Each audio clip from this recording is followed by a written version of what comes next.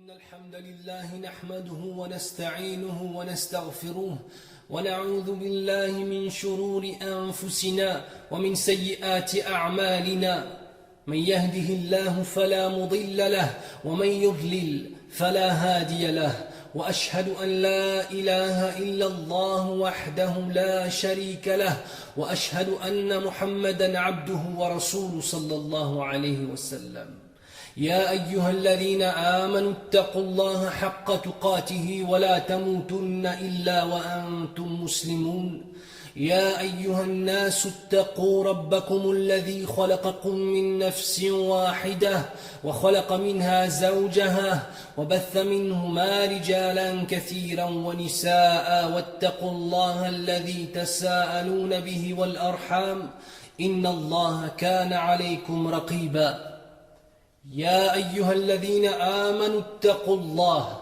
وقولوا قولا سديدا يصلح لكم أعمالكم ويغفر لكم ذنوبكم ومن يطع الله ورسوله فقد فاز فوزا عظيما فإن أصدق الحديث كتاب الله وخير الهدي هدي محمد صلى الله عليه وسلم وشر الأمور محدثاتها وكل محدثة بدعة وكل بدعة ضلالة وكل ضلالة في النار ثم أما بعد الاستقامة la droiture, quelle est sa réalité et quelle doit être sa place dans nos existences.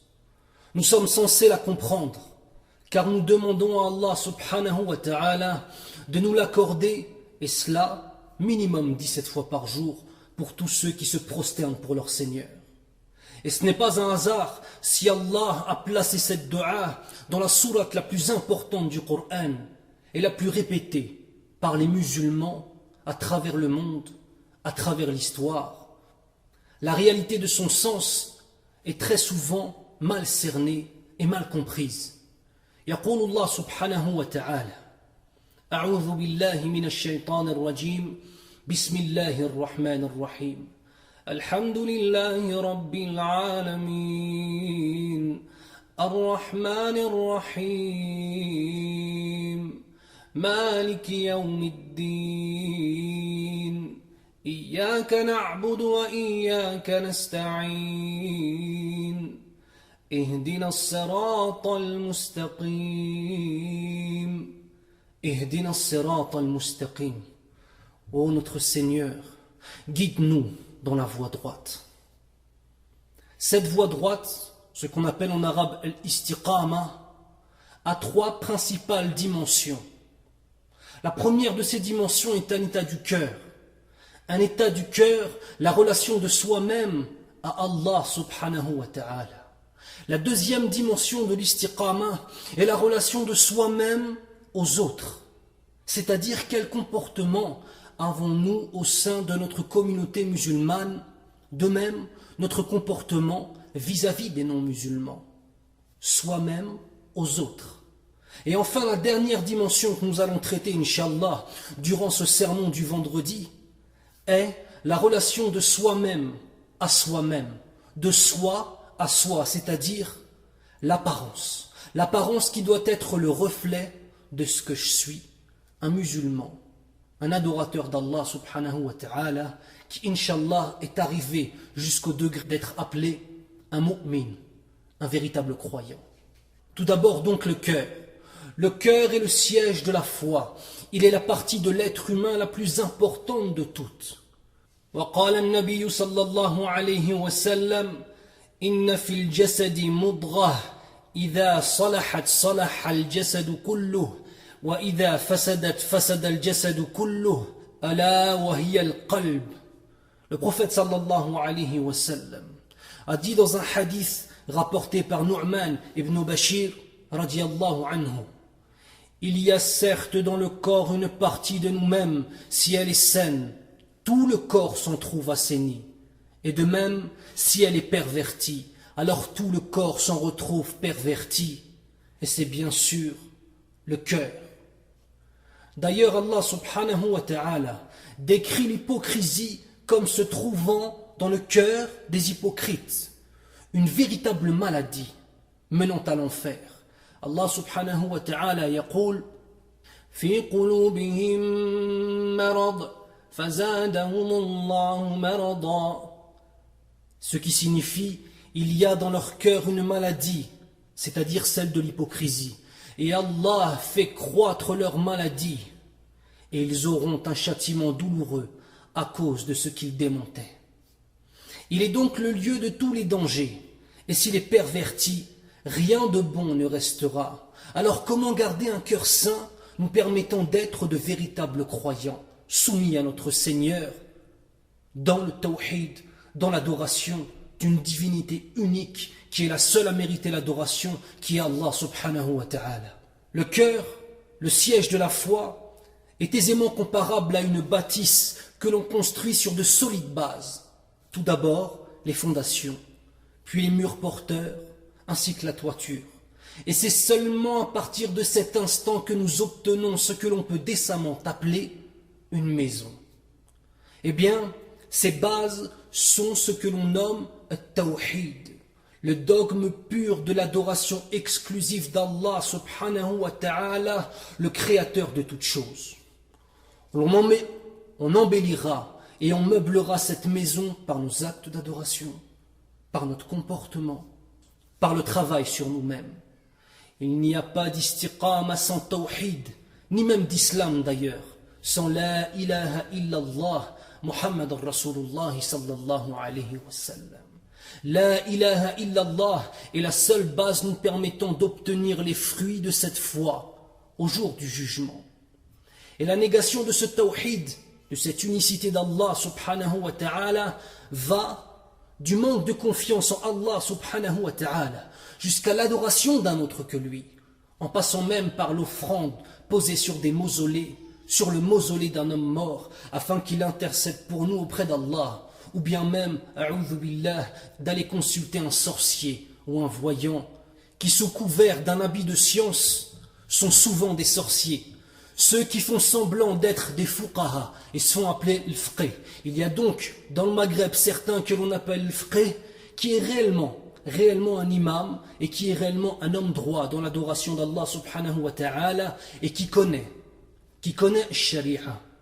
Et il y a d'autres, des menteurs, des voleurs, des sorciers, ceux qui se font appeler fqih alors qu'en vérité ils sont tous sauf des fuqaha, ils sont tous sauf des adorateurs d'Allah subhanahu wa ta'ala dans le pur tawhid. Il nous faut donc comprendre qui est Allah dans sa perfection à travers le Coran et la Sunna. Ceci afin de comprendre qui nous sommes, nous, face à lui. Et c'est donc par la connaissance de ses noms et ses attributs que l'on apprendra à connaître Allah subhanahu wa ta'ala. Comment lui être reconnaissant si on ne sait pas qu'il est le Khaliq, le créateur de toutes choses? Comment le craindre et le respecter si l'on ne sait pas qu'il est l'Aziz, le Tout-Puissant, qu'il est ala kulli shay'in qadir, qu'il est al-Malik, le roi, Maliki Yawmiddin, le maître du jour du jugement? Comment s'en remettre à lui si l'on ne sait pas qu'il est Razzaq, le pourvoyeur de toutes choses? Comment espérer accéder à son paradis si l'on ne sait pas qu'il est Ar-Rahman Ar-Rahim, le tout clément, le miséricordieux? Comment lui désobéir si on sait qu'il est omniscient? Comment connaître sa perfection si on ne sait pas qu'il est Al-Hayyul Qayyum? Celui qui connaît Allah subhanahu wa ta'ala aime Allah subhanahu wa ta'ala. Et par le tawhid et sur la voie de la droiture, il fait ce pourquoi il a été créé, c'est-à-dire adorer Allah subhanahu wa ta'ala. Yaqul Allah subhanahu wa ta'ala wa ma khalaqtul jinna wal insa illa liya'budun. Ce qui signifie je n'ai créé les djinns et les hommes que pour qu'ils m'adorent. Et les véritables perdants, les malheureux, sont ceux n'ayant jamais goûté à la douceur de la foi, n'ayant jamais goûté à ce sentiment de bien-être et de certitude. Ils ne connaissent que la misère spirituelle, la colère, l'humiliation et la fatigue de vivre. يقول الله سبحانه وتعالى ومن أعرض عن ذكري فإن له معيشة ضنكا ونحشره يوم القيامة أعمى قال رب لم حشرتني أعمى وقد كنت بصيرا قال كذلك أتتك آياتنا فنسيتها وكذلك اليوم تنسى. Ce qui signifie: et celui qui aura tourné le dos à mon rappel aura une vie pleine de gêne et de malheur, et nous le ressusciterons au jour du jugement aveugle. Il dira: ô mon Seigneur, pourquoi m'as-tu ressuscité aveugle alors que j'étais voyant? Il lui sera répondu: de la même façon que te sont venues mes preuves et que tu les as oubliées, eh bien aujourd'hui, tu es oublié. Aveugle dans cette vie, aveugle dans l'au-delà. Cheikh al-Islam rahimahullah a dit lorsqu'il était en prison: que feront-ils de moi mes ennemis? Moi, mon paradis et mon jardin sont dans ma poitrine. Où que j'aille, ils sont avec moi. Mon assassinat est un martyre, l'expulsion de mon pays est du tourisme, et mon incarcération est un isolement. Qu'a-t-il trouvé? Celui qui a perdu Allah. Et qu'a-t-il perdu? Celui qui a trouvé Allah. Celui ayant trouvé Allah a tout trouvé. Et celui qui a perdu Allah a tout perdu. Et j'aimerais faire une parenthèse sur une formule que j'ai de nombreuses fois entendue au sein de la communauté musulmane, dans la bouche de mes frères et dans la bouche de mes sœurs. Cette formule est: l'islam est dans le cœur. Si cette phrase est dite par une personne dont le cœur est tel que celui décrit auparavant, signifiant la relation intime que j'entretiens avec mon Seigneur n'a pas à être divulguée, ni même mes actes d'adoration, aussi nombreux soient-ils, alors oui, je suis d'accord avec cette phrase. Mais si par contre elle est dite par un ou une non pratiquante, ne faisant par cela que de tenter de justifier son nombre incalculable de péchés et de désobéissances, alors non. Et si l'islam est dans le cœur, eh bien, l'islam est une foi, l'islam est une parole, et l'islam est des actes. Et si ce cœur est vide d'islam, alors il sera rempli d'hypocrisie et de mécréance. A'udhu billah min dhalik. Après que le croyant ou la croyante ait construit, grâce à Allah subhanahu wa ta'ala, une foi solide et en accord avec ce que veut de nous le Seigneur des mondes, il peut sainement gérer sa relation avec le monde qui l'entoure. Sa poitrine est réellement liée à Allah subhanahu wa ta'ala. Il est dans une véritable relation de musulman avec son Seigneur. Il s'est occupé de lui-même. Il peut donc maintenant s'occuper de ses relations avec ses co-religionnaires et avec les non-musulmans. Et bien sûr prendre pour modèle le plus droit des hommes que la terre n'ait jamais porté, le plus doux, le plus attentionné, le plus dévoué, le plus souriant, le plus désintéressé de cette vie, le plus farouche à défendre l'honneur de l'islam, le plus fin des stratèges militaires, le plus miséricordieux des hommes, le plus aimant et le plus aimé, Muhammad ibn Abdillah sallallahu alayhi wa sallam, Rasulullah sallallahu alayhi wa sallam, le plus grand éducateur des masses qu'ait connu l'humanité. Allah subhanahu wa ta'ala nous dit dans le Coran: لقد كان لكم في رسول الله أسوة حسنة. Ce qui signifie: il y a en l'exemple du prophète d'Allah un exemple parfait à suivre. Lorsque l'on questionna Aïcha radiyallahu anha sur le caractère du prophète sallallahu alayhi wa sallam, elle répondit tout simplement: son caractère était le Coran. Kana khuluquhu al-Qur'an.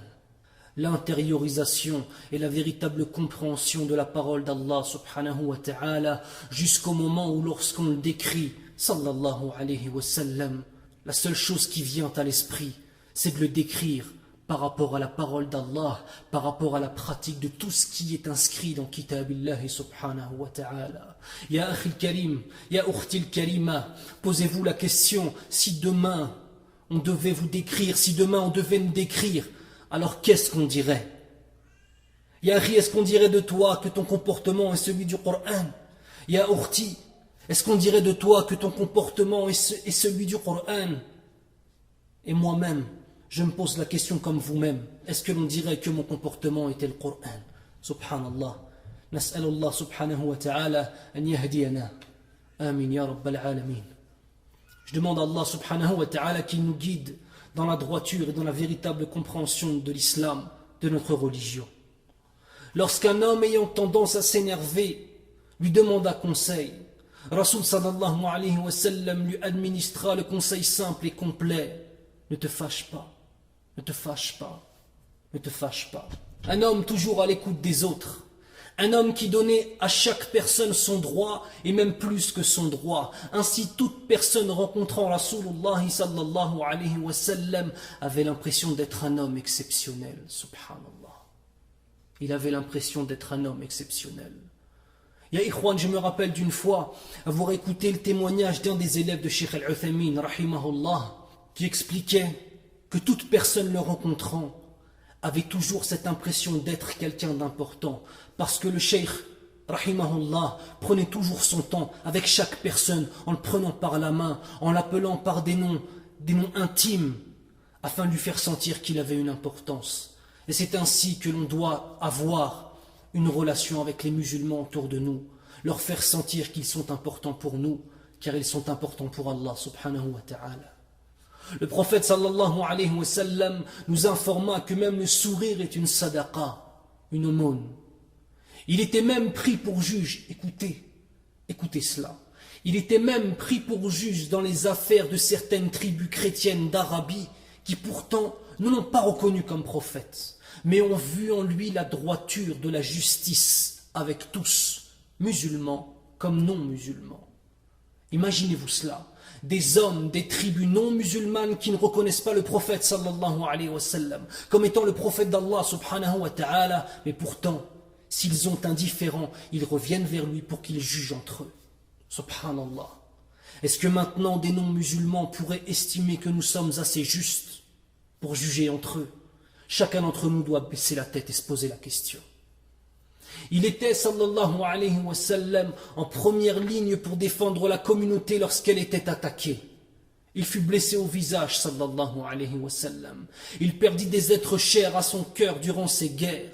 Le tout pour Allah subhanahu wa ta'ala, le tout fi sabilillahi, hatta takuna kalimatullah hiya al-uliya. Jusqu'à temps que la parole d'Allah subhanahu wa ta'ala soit la plus haute sur cette terre. Et telle était son intention. Et au crépuscule de sa vie, alors que le poison brûlait ses veines et enflammait son noble corps béni, sallallahu alayhi wa sallam, il ne cessait de répéter: Ummati, Ummati, ma communauté, ma communauté. Jusqu'à sa mort, le prophète sallallahu alayhi wa sallam s'est fait du souci pour nous. Et nous, même dans nos vies, on ne se fait pas de soucis par rapport à notre suivi du plus beau des cadeaux qu'il a pu nous laisser et qui est sa noble et pure sunnah sallallahu alayhi wa sallam.